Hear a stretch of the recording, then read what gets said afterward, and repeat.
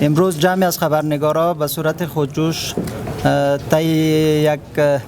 گروه دادخواهی را اینا ایجاد کردن. امروز ما دور هم آمدیم تا از حقوق خبرنگارا و از حقوق همسنگرای ما و شما که تا حالا به بهانه‌های مختلف سوء استفاده شده ما و شما دفاع بکنیم و خواست اصلی ما این است که جلوی سوء استفاده از نام خبرنگار و از حقوق خبرنگار را بگیریم. ما امروز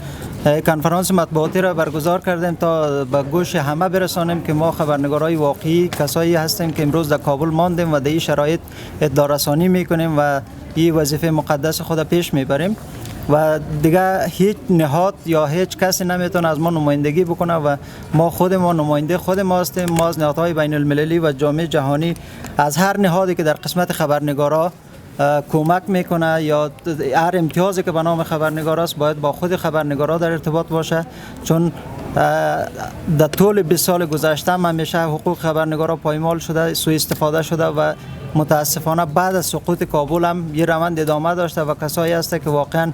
در تمام پروسه هم در پروسه تخلیه هم در امتیازات دیگه ای که به نام خبرنگارا می آمد سوء استفاده کرده و حق به حقدار نرسید.